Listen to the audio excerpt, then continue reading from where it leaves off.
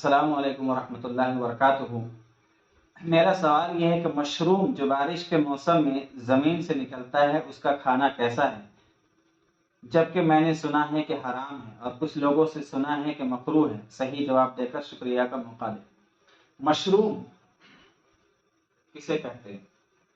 Mushroom آپ نے بارش کے موسم میں آپ نے دیکھا ہوگا کہ جب بجلی کڑکتی ہے یا ویسے ہی بارش کے موسم میں جب زمین نرم پڑ جاتی ہے تو سفید سفید کچھ زمین کے نیچے سے نکلتا ہے، جو کچھ تو گول اس کے اوپر سے بنا ہوا ہوتا ہے اور کچھ چھتری کی شکل میں ہوتا ہے، اس کو مشروم کہتے ہیں۔ اپنی اپنی زبان اپنے اپنے علاقے کے اعتبار سے الگ الگ لوگوں نے اس کے نام دیے ہیں۔ کچھ علاقوں کے اندر اس کا نام ککر اس طریقے سے الفاظ کے اندر نام نہیں آ رہے ہیں، مطلب نامناسب نام بھی دیا گیا ہے، اور کچھ علاقے کے اندر اس کو نام دیا گیا، جیسے ہمارے یہاں جھارکھنڈ کے اندر اس کو کھکھڑی کہتے ہیں۔ اسی کو اردو کے اندر مشروم کہا جاتا ہے۔ سوال کیا گیا ہے کہ مسلمانوں کے لیے کھانا اس کا جائز ہے یا نہیں۔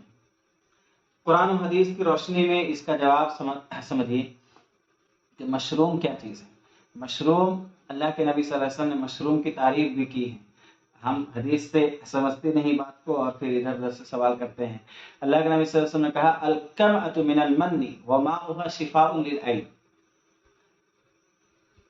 کہ کمأۃ ایک ایسی چیز ہے جو من میں سے ہے، یعنی اللہ نے بندوں کے اوپر احسانات جو کیے ہیں ان احسانات میں سے ایک احسان اللہ کا مشروم کو زمین سے اگا دینا بھی ہے، بغیر مشقت کے، بغیر پریشانی کے۔ اب تو اس کی کھیتی بھی ہوتی ہے باضابطہ، لیکن پہلے زمانے کے اعتبار سے دیکھیں یا اب بھی ہمارے علاقے میں اس کی کھیتی نہیں ہوتی، تو اس اعتبار سے بغیر محنت کے، بغیر مشقت کے زمین سے یہ اگنے والی چیز ہے، یہ اللہ کے احسان میں سے ایک احسان ہے۔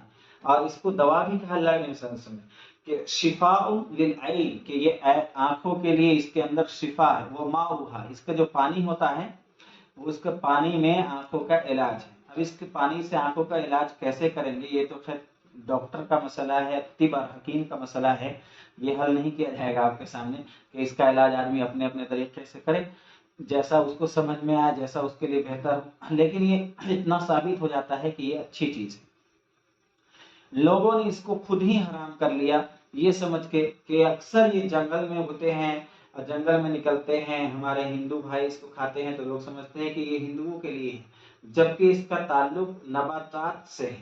نباتات یعنی اس کا ساگ سبزی سے اس کا تعلق ہے، اور ساگ سبزی اور زمین سے نکلنے والی جو چیزیں، اگنے والی جو چیزیں ہوتی ہیں، اس کا مسئلہ یہ ہے کہ اگر یہ نقصان دینے والی نہیں ہے آدمی کی صحت کو اور انسان کے جسم کو، اور زہریلا نہیں ہے، تو اس کا کھانا حلال ہوا کرتا ہے۔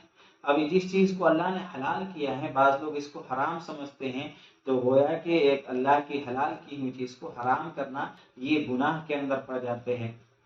اس لیے کھانا تو یہ ضروری نہیں ہے کہ ہر آدمی کھائے ہی، لیکن کھانے کی چیز ہے، کھائے تو کوئی دقت کی بات نہیں ہے۔